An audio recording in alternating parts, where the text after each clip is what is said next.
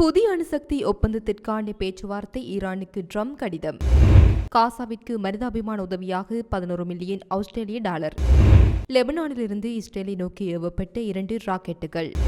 சீனாவுடன் இணைந்து பணியாற்ற தயாராகும் வங்கதேசம். ஆட்டோமொபைல் கட்டணங்கள் அமெரிக்காவிலும் விளைவுகளை ஏற்படுத்தும் ஆண்டோனியோ தஜானி எச்சரிக்கை. இதற்கு முன்னர் நீங்கள் உங்களுடைய சேனலை தினமும் பார்வையிடும் பார்வையாளரா அல்லது புது பார்வையாளரா என்பதை கீழே இருக்கும் கமெண்ட்ஸ் பக்கத்தில் மறக்காம பதிவிடுங்க. அத்துடன் முதன்முறையாக எங்களுடைய சேனலை பார்வையிடுகிறீர்கள் என்றால் சப்ஸ்கிரைப் பண்ணி உங்கள் ஆதரவை வழங்குங்க. வாங்க காணொளிக்குள் போகலாம். வாஷிங்டனின் அதிகபட்ச அழுத்தம் மற்றும் ராணுவ அச்சுறுத்தல்களின் கீழ் அமெரிக்காவுடன் நேரடி பேச்சுவார்த்தை நடத்துவது அர்த்தமற்றது என்று ஈரானிய வெளியுறவு அமைச்சர் சையத் அப்பாஸ் அரக்ஷி தெரிவித்தார். பிரிட்டிஷ் வெளியுறவு செயலாளர் டேவிட் லாமியுடனான தொலைபேசி அழைப்பின் போது அவர் இந்த கருத்துக்களை குறிப்பிட்டுள்ளார். இருப்பினும் அணுசக்தி பிரச்சினையில் ராஜதந்திர அணுகுமுறையை தொடர தெஹ்ரானின் தயார் நிலையை அரக்சி வெளிப்படுத்தினார். அமெரிக்க ஜனாதிபதி டொனால்டு ட்ரம்ப் தனது அணுசக்தி திட்டம் குறித்து தெஹ்ரானுடன் பேச்சுவார்த்தை நடத்த கோரி அனுப்பிய கடிதத்திற்கு ஈரான் ஓமான் மூலம் பதிலளித்துள்ளது என்று அரக்ஷி கூறினார். புதிய அணுசக்தி ஒப்பந்தத்திற்கான பேச்சுவார்த்தைகளை முன்மொழிந்து ஈரானின் தலைமைக்கு ஒரு கடிதம் அனுப்பியதாக மார்ச் மாத தொடக்கத்தில் பாக் பிசினஸ் நெட்வொர்க்கிடம் ட்ரம்ப் தெரிவித்தார். தனது நாட்டின் அதிகாரப்பூர்வ பதிலில் தற்போதைய நிலைமை மற்றும் ட்ரம்பின் கடிதம் குறித்த ஈரானின் கண்ணோட்டங்களை முழுமையாக விளக்கும் கடிதம் உள்ளதாக ஈரானிய வெளியுறவு அமைச்சர் நேற்றைய தினம் தெரிவித்தார்.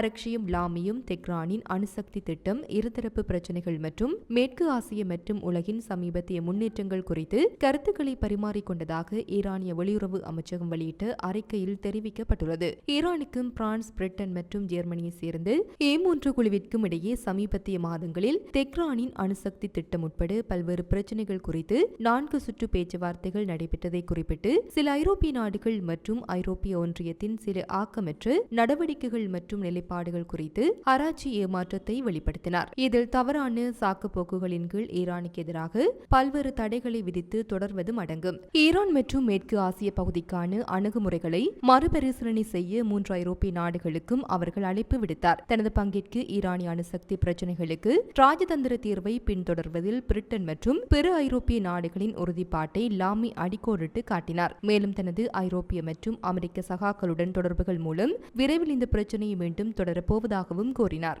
ஜூலை 2015 பிரிட்டன், சீனா, பிரான்ஸ், ஜெர்மனி, ரஷ்யா, அமெரிக்கா ஆகிய 6 உலக முக்கிய நாடுகளுடன் ஈரான் அணுசக்தி ஒப்பந்தத்தில் கையெழுத்திட்டது. தடைகள் நிவாரணத்திற்கு ஈடாக அதன் அணுசக்தி திட்டத்தில் கட்டுப்பாடுகளை ஏற்றுக்கொண்டுள்ளது. ட்ரம்பின் முதல் பதவிக்காலத்தில் அமெரிக்கா மே 2018 ஒப்பந்தத்தில் இருந்து விலகி பொருளாதார தடைகளை மீண்டும் அமுல்படுத்தியது. இதனால் ஈரான் அதன் சில அணுசக்தி உறுதிப்பாடுகளை குறைக்க தூண்டியதும் குறிப்பிடத்தக்கது.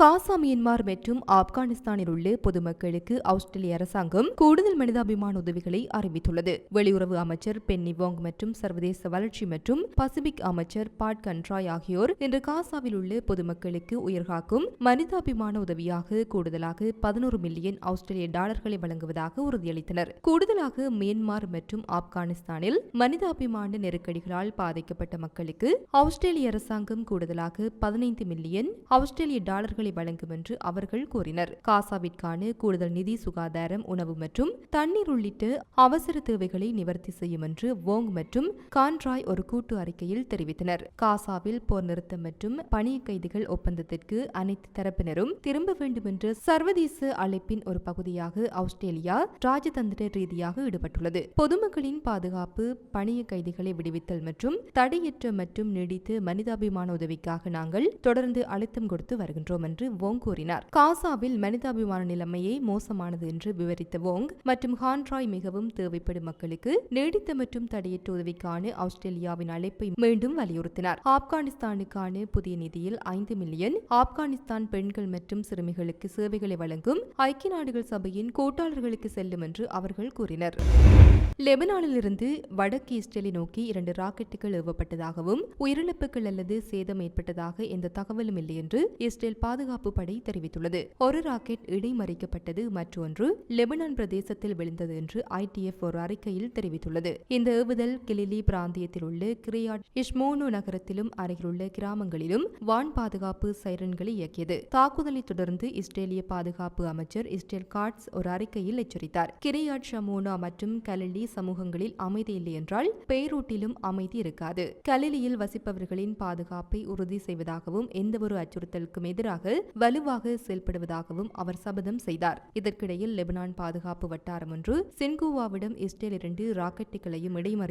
அவற்றில் ஒன்று தெற்கு லெபனானில் உள்ள எல்லைப் பகுதியில் கிழக்கு பகுதியில் காற்றில் வெடித்தது என்று கூறியது. தெற்கு லெபனான் மீது இஸ்ரேலிய ட்ரோன் நடவடிக்கையின் தீவிரத்திற்கு மத்தியில் இஸ்ரேலிய பீரங்கிகள் லெபனான் எல்லை பகுதிகளில் ஷெல் தாக்குதல் நடத்தி வருவதாகவும் அந்த வட்டாரம் மேலும் கூறியது. நவம்பர் 27, 2024 முதல் அமெரிக்கா மற்றும் பிரான்சின் மத்தியஸ்தத்தில் ஒரு போர் நிறுத்தம் அமலில் உள்ளது. இது காசா போரை தொடர்ந்து தெற்கு லெபனானில் ஒரு வருடத்திற்கு மேலாக நீடித்து வரும் போர்களை நிறுத்தியுள்ளது. இந்த ஒப்பந்தம் இருந்த போதிலும் இஸ்ரேல் லெபனானில் அவ்வப்போது தாக்குதல்களை நடத்தி வருகிறது. அவர்கள் ஹெஸ்புல்லாவை அச்சுறுத்தல்களை குறிவைத்ததாக கூறினர். கூடுதலாக பிப்ரவரி 18 முழுமையாக திரும்பப் பெறுவதற்கான காலக்கெடுவை தவறவிட்ட பிறகு லெபனான் எல்லையில் 5 முக்கிய இடங்களில் இஸ்ரேல் ராணுவம் இருப்பை பராமரித்து வருகின்றது. புதன்கிழமை லெபனானில் இருந்து ராக்கெட் தாக்குதலுக்கு பதிலளிக்கும் விதமாக கடந்த சனிக்கிழமை 40க்கும் மேற்பட்ட ஹெஸ்புல்லா இலக்குகளை குண்டுவீசி தாக்கியதாக இஸ்ரேலிய ராணுவம் அறிவித்தது.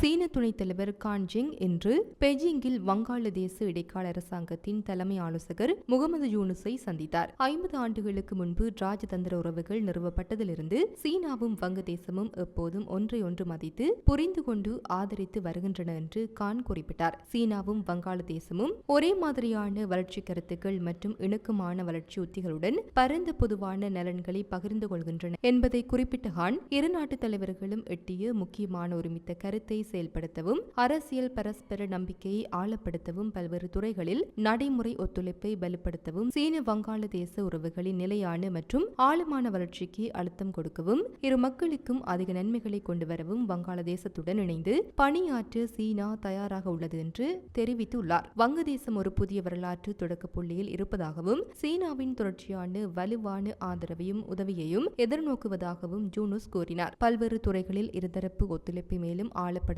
ஒருங்கிணைக்கவும் இருதரப்பு உறவுகளை உயர்மட்டத்திற்கு உயர்த்தவும் சீனாவுடன் இணைந்து பணியாற்ற ஒரு வாய்ப்பாக ராஜதந்திர உறவுகள் நிறுவப்பட்டு 50வது ஆண்டு நிறைவை வங்காளதேசம் எடுத்துக்கொள்ள தயாராக உள்ளது என்று தெரிவிக்கப்பட்டுள்ளது. வெள்ளை மாளிகை அறிவித்த உலகளாவிய 25% ஆட்டோமொபைல் கட்டணங்கள் ஐரோப்பாவில் மட்டுமல்ல அமெரிக்காவிலும் விளைவுகளை ஏற்படுத்தும் என்று இத்தாலிய வெளியுறவு அமைச்சர் ஆண்டோனியோ தஜானி நேற்றைய தினம் எச்சரித்தார். இந்த கட்டண அதிகரிப்பு அமெரிக்காவிற்கு கூட பயனளிக்காது என்று அவர் செய்தியாளர்களிடம் கூறினார். அமெரிக்காவில் ஆட்டோ விலைகள் உயர வாய்ப்புள்ளது, ஏனெனில் அங்கு உற்பத்தி செய்யப்படும் பல வாகனங்கள் ஐரோப்பிய கூறுகளை பெரிதும் நம்பியுள்ளன. இத்தாலி வர்த்தக போரை உறுதியாக எதிர்க்கிறது, மேலும் பழிவாங்கும் நடவடிக்கைகளை விட ராஜதந்திர தீர்வுகளை ஆதரிக்கிறது என்று அவர் கூறினார். எங்கள் நிலைப்பாடு மிகவும் தெளிவாக உள்ளது. கட்டணங்கள் ஒருபோதும் நல்ல செய்தி அல்ல, மேலும் வர்த்தக போரை நாம் எந்த விலையிலும் தவிர்க்க வேண்டும். இத்தாலி அரசாங்கம் ஏற்கனவே ஒரு செயல் திட்டத்தை தயாரித்து உள்ளது. இது மார்ச் 21 அன்று வழங்கப்பட்டது. அதன் ஏற்றுமதிகளை பாதுகாக்கவும் ஐரோப்பிய அல்லாத சந்தைகளில் இத்தாலியின் இருப்பை வலுப்படுத்தவும் பொருளாதார சேதத்தின் அளவை படிப்படியாக மதிப்பிட்டு இறுதி முடிவுகளை எடுப்பதற்கு முன் ஏப்ரல் 2 வரை காத்திருப்போம் என அவர் குறிப்பிட்டுள்ளார். பாங்கொங்கில் ஏற்பட்டு கடுமையான நில அதிர்வை தொடர்ந்து அங்கு அவசரகால நிலை பிரகடனம் செய்யப்பட்டுள்ளது. பாங்கொங்கில் 7.7 மெக்னிடியூட் அளவில் நில அதிர்வு ஒன்று பதிவாகியுள்ளது. நில அதிர்வின் போது இடிந்து விழுந்த 30 மாடி கட்டடத்தில் 43 பேர் சிக்கியுள்ளதாக வெளிநாட்டு ஊடகங்கள் செய்தி வெளியிட்டுள்ளன. இதேவேளை நில அதிர்வு மியான்மரின் சகாஜிங் நகரத்திற்கும் கடுமையான சேதத்தை ஏற்படுத்தியுள்ளது. முதலாவது நில அதிர்வு பதிவு செய்யப்பட்டு 12 நிமிடங்களுக்கு பிறகு 6.4 மெக்னிடியூட் அளவில் பின் அதிர்வு பதிவாகியதாக தெரிவிக்கப்படுகின்றது. இது போன்ற பல செய்திகளை தெரிந்து கொள்ள நம்முடைய சமூக மீடியா யூடியூப் சேனலை சப்ஸ்கிரைப் செய்து அருகில் உள்ள பெல் பட்டனை கிளிக் செய்யுங்கள். மேலும் செய்திகளை உடனுக்குடன் தெரிந்து கொள்ள சமூகமீடியா.com என்ற இணையதளத்தின் வாயிலாக எங்களுடன் இணைந்திருங்கள்.